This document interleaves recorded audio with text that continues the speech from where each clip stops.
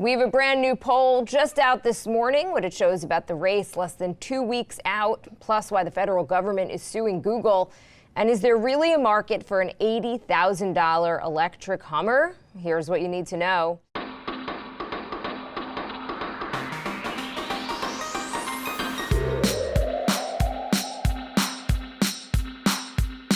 Good morning, this is Cheddar's Need2Know podcast for Wednesday, October 21st. I'm Jill Wagner with Carlo Versano. Hey, Carlo. Hey, morning, Wags. How are you? Good morning. All right, let's get to it. Let's start with our new poll that's dropping just this morning. It's the latest Cheddar Survey USA poll, which shows Democratic presidential hopeful Joe Biden leading President Trump by 10 points in a head-to-head matchup. Among likely voters, 53% say that Biden is their top choice, compared to 43% for Trump. It mirrors polling from 3 weeks ago that showed the same support. But again, with just some color again, that this is a national poll. This is not broken down by swing states, and so take it. This thing is usually decided by a few key swing states. Sure. Yeah, you should always take these things with a grain of salt. But some other interesting tidbits from this poll. The former vice president boasting a pretty diverse coalition of voters. Now, Biden is not growing his polling lead nationally, but he is growing support among key groups, specifically women voters. They're backing Biden by 18 points. That's a little bit more than chose him in previous Cheddar Survey USA polling. Also, I think the bad news for the president, according to this poll, he is underwater with some key demographics that he won in 2016, specifically seniors and independent voters, which again is stuff that none of this is particularly new. It's just more of, what we've been seeing this whole cycle. A couple of other tidbits from our poll. 1 in 5 Americans are struggling to put food on the table, while nearly a third report changes to their job security. The president sees support growing among Hispanic voters. He's getting 40% support among the largest group of voters of color. Still less than Biden, but 11 points more than in 2016, which is a pretty fascinating trend. I have to say, Jill, that is the fact that President Trump is the first Republican, at least in my lifetime, that I can think of, to improve the party's standing among minorities is one of the more fascinating things happening in politics right now. And I suspect we'll, regardless of what happens in 2 weeks, we'll hear a lot more about that, why that is. I know that we tend to sort of talk in circles about polls, and I don't want to stay on it too long. But I do think that, if Trump loses the election, I really don't want to. I know we'll hear about how it was the mainstream media or big tech or whatever that had stacked the deck against him. So first of all, I think everyone should realize that every single CEO of a media organization in America right now is freaking out about what would happen to their audience without Trump. Everyone. Les Moonves, the former CEO of CBS, he famously said in 2016, quote, "Trump may be bad for America, but he's damn good for CBS." I think that sort of theory still holds among the mainstream media outlets. But if he loses, and obviously he could still win, I think he will have lost because he mismanaged the pandemic, which has led to an untold number of lives lost, an economy that is crippled. And I think that people would have given him a pass on both of those issues, Jill, since he didn't cause them. But his failure to enact any sort of national pandemic response, combined, I think, with the inability to keep the money spigot flowing to the people and the businesses that are hurting so badly right now, those are his main policy failures that are going to, I think, decide the election, to say nothing of the moral ones that we, of course, talk about all the time. All right, let's get to the latest with COVID. Even as new cases continue to surge in the Northern Hemisphere, 2 new peer-reviewed studies show that there's been a sharp drop in mortality for hospitalized COVID patients across age groups. So some very good news here. One study out of NYU and another out of the UK suggests that doctors and hospitals are getting a lot better at standardizing treatment for the virus. The NYU study found that hospitalized patients had about a 26% chance of dying at the start of the pandemic, and about an 8% chance of dying now. So I don't want to downplay the risk of COVID, though. COVID is still more deadly than the flu, but this is a really big improvement.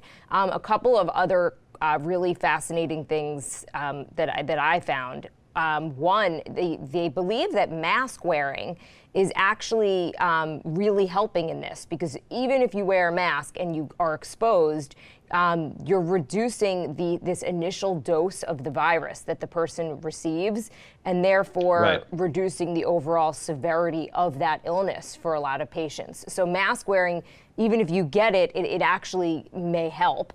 And the other thing they're saying is a lot of these areas are doing a better job of just at least keeping the hospitals not quite as crowded, right? So part of the reason that the death rate was so high in New York was because the hospitals were just so overcrowded.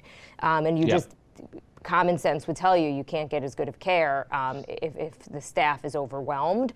Now, hospitalizations are creeping back up. So unfortunately, we may be back in some dangerous territory, and they are across much of this country.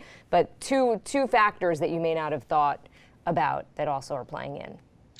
And it was interesting to read those studies, Jill, because I mean, some of the things that they're doing are like super low tech, that they found that, a lot of these patients don't actually need to be on ventilators. They can just sort of like flip them on their sides, and that helps. So I found that very, very, very interesting. But yeah, really good news, a nice silver lining in this. And obviously it just speaks to, the incredible work that the medical community has been doing these last few months, figuring out this disease that we didn't even know about this time last year. I do want to talk a little bit about the stimulus, which is, the fate of the stimulus. So House Speaker Nancy Pelosi and the Treasury Secretary, they appeared yesterday to be nearing a breakthrough on a new bill that was somewhere in the $2 trillion range.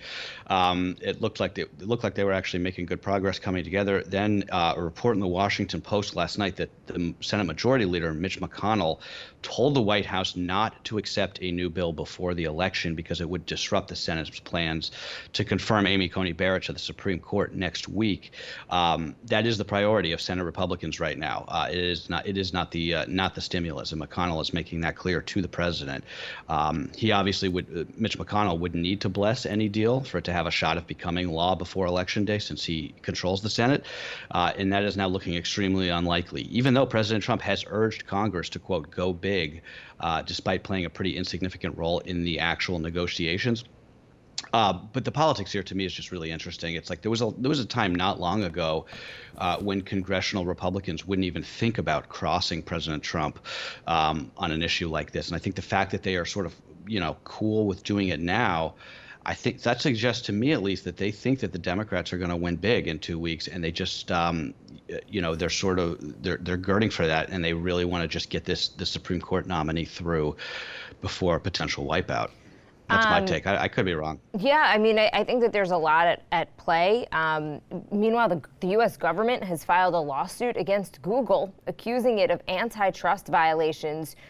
This is related to its dominance in search, and it is the most significant action taken against a tech giant by the federal government since President Clinton's Department of Justice sued Microsoft back in the late 90s. So the government is basically arguing that Google is protecting its advantage in search by striking deals with Apple and other big companies to make Google the default search engine on iPhones and other devices. Google likely to argue that there's plenty of choices for consumers on the internet, and that they are just a click away, and that they're being penalized for being successful, pretty much. Yeah, exactly. Right. That's pretty much, I think, the defense, and I think that that's a pretty good defense. I mean, something interesting that I read yesterday: Google has 80% of the search market. I actually thought it would be much more. I mean, 80% obviously is a lot, but like, who is using Bing or Yahoo to do internet searches? Is there anybody out there doing that? So look, the reason everybody Googles everything is because Google is the best search engine by a long shot. And it is a monopoly, yes, but I think it's a natural monopoly. It's not something, search engines, not really something that a competitor can easily replicate, right? It took Google, 20 years of building this algorithm to get it to a place where it is today. I think that, the government's long game here is to try and break Google up into a bunch of different companies. At least that's what I think. But you can't just break up the search business, right? Like, what are you going to do? Like, certain terms you use Google to search, and certain terms you have to use, Yahoo. It doesn't really make any sense. It just seems like there's a better argument from the government for how Google is a monopoly that has something to do with how many different ways they're in our lives, right? It's not just about search with Google. It's maps and shopping and all these other things. Or like the blatant copyright and trademark infringements that are all over Google. That could be something. It's not just because we all use Google for search. So I don't really get the argument here. But the other thing, like, what is search, right? Amazon owns search when it comes to shopping. Like, when I need something now, I go to Amazon to search for it. I don't go to Google. Facebook owns search when it comes to searching for things on social media. It just feels like a very 90s sort of regressive argument from the Department of Justice. Which, of course, they're putting this lawsuit out right before the election, I think, to sort of show that they're trying to rein in big tech. But by the way, this is going to go on for years. This is a story that you will hear about for years. The Microsoft antitrust lawsuits, they went on 4 or 5 years, I think, before there was finally an agreement. It is. Listen, there's definitely a monopoly from all of these tech companies, and they've all gotten way too big. But I would agree. Yeah. I don't know if this is the angle that you go after them for. But they're basically saying that Apple and Google are just in lockstep here. We're kind of like in cahoots to put Google's search engine as its default, and all of this stuff. I think that if anything good is coming out of any of the government scrutiny here, it's just that at least we're, as a consumer, aware of it, right? Because I heard, sure. Okay, DOJ suing Google, and I was thinking to myself, okay, what part of it is this about? Yeah, right. Because there's YouTube, there's a million avenues that they could have gone down. And it's the same way, and I thought, oh, you know what? I didn't even necessarily, as a consumer, as an Apple consumer, even think, you're right, like Google is my default search engine on my iPhone. To that point, though, Apple's my default Maps, right? But I go ahead and I've downloaded Google Maps because I think that the Apple better. Maps app service is just not good. So I like I like Google Maps. That's what I prefer. So the question is, would people just download their Google search engine anyway? I don't know. But even the same thing when we had those tech hearings and we learned that Apple's taking a 30% cut of purchases on the App Store. Like, I didn't realize that either. Yeah. And so I don't know. I mean, I think that they've come a long way. Google was always do no evil. That was their mantra when they first started. Right. So I don't know. I don't know if this is how you're going to get them, and I don't know if they do need to be broken up or what. But there's definitely, these tech companies are just really ginormous, for lack of a better word. Yeah, no, that's for sure. Staying on this beat, though, Twitter has implemented a change to how users retweet that the company says is going to stay in place until at least the week after Election Day. So now when you want to retweet a tweet, you're prompted with an encouragement to write something about whatever it is that you're retweeting.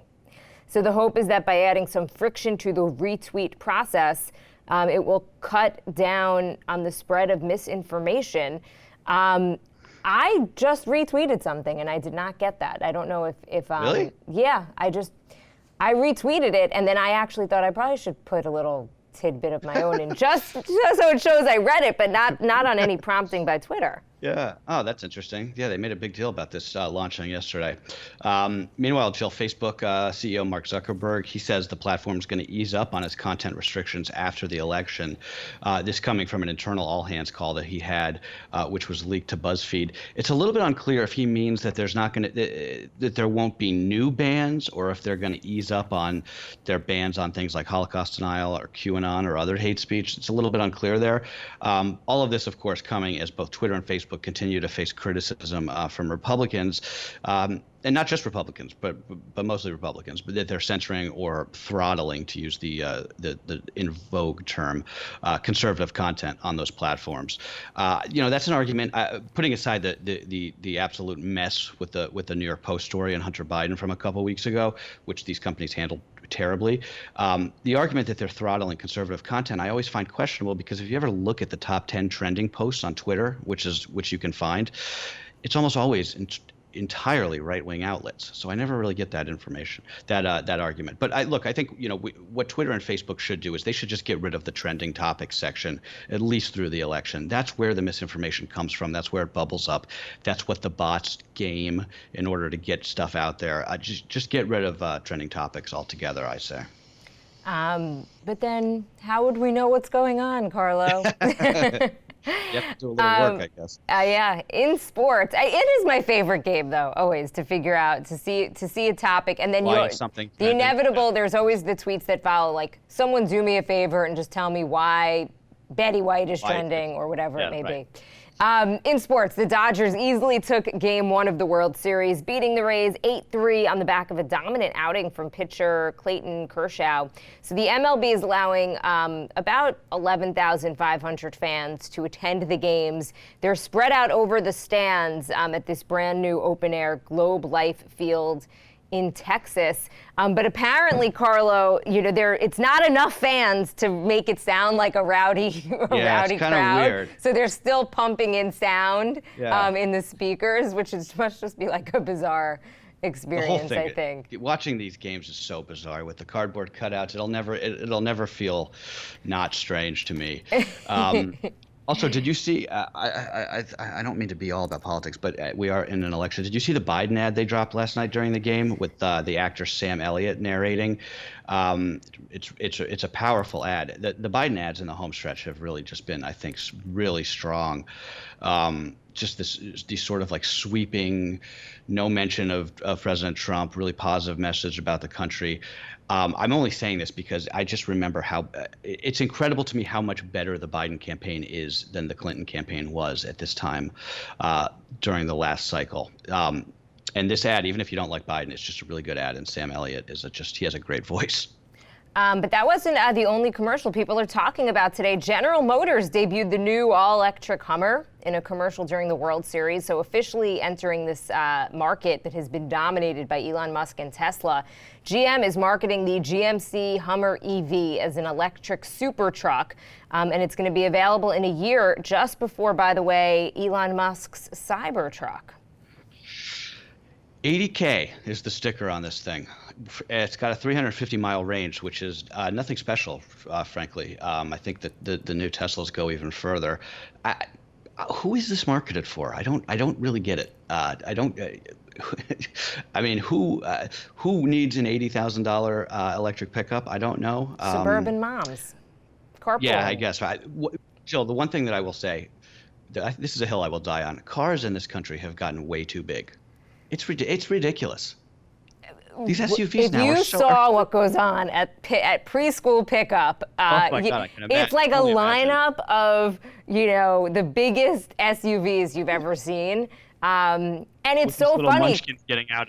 And it's funny, though, because my husband and I, we have like a crossover SUV, or just like a smaller SUV. And the biggest complaint we have is that we feel like it's too small. I mean, and I know that sounds crazy, but there's actually not enough room in the trunk. Like, you'll see when you have a kid, between the stroller and everything else, we're like, we can't fit everything. So our biggest regret about this car is that we didn't get a bigger one, or at least my husband's is. It's fine. You're right. I shouldn't make these things because you're right. I don't have kids, and I've heard from my own friends who have kids. They're like, once you don't understand the amount of stuff that accrues. So yeah, I do. I appreciate that. Although the Hummer this thing is massive. Yeah, it's not meant for city driving for sure.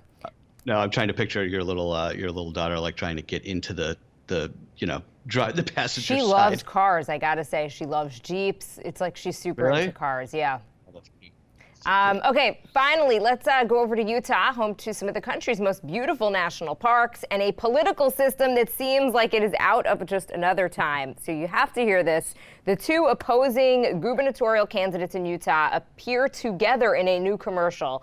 They're calling for civility ahead of Election Day. So the Republican is Lieutenant Governor Spencer Cox. The Democrat is a guy, Chris Peterson. They're appearing side by side in the ad, and they're asking Utah residents to show the country that there is a better way. And we just want to quickly play a little bit of that ad. I'm Chris Peterson. And I'm Spencer Cox. We are currently in the final days of campaigning against each other to be your next governor. And while I think you should vote for me, Yeah, but really you should vote for me. there are some things we both agree on. I mean, just the most Utah thing ever. It's almost it's adorable. I kind of love it. Cox, the Republican, by the way, he is way up in the polls. He's almost certain to win for whatever that's worth. So I wonder if these guys would have done this if they were like running neck and neck. But nice to see, right? We can still all be friends. It's very refreshing.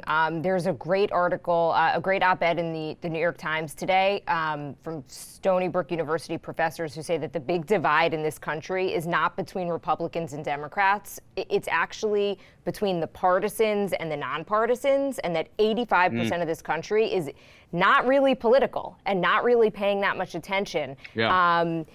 Which means, I think, on a hopeful note, that we all have a lot more in common, than divides us, and that we're all kind of, I think, I'm not going to blame the media, but I do think that it all gets kind of magnified. Totally. And it's, we know what makes a good soundbite and what doesn't, but it's just, at the end of the day, I think it's a great reminder. We're all Americans. We're in this thing together. And, you may have different ideas about politics, but, we can all agree on the fundamentals, right? Yeah. I'm going to be curious to see if turnout is higher in Utah. I think we're going to have record high turnout this year, just in general. But I wonder, so many people I think get turned off by the system this might. I'm curious to see if this turns people on to it. Yeah, it's a good question. I'm going to make a note so we can come back to this in 2 weeks. Okay, cool. I'm glad we ran that. That's what you need to know for Wednesday, October 21st. All right, guys. See you tomorrow.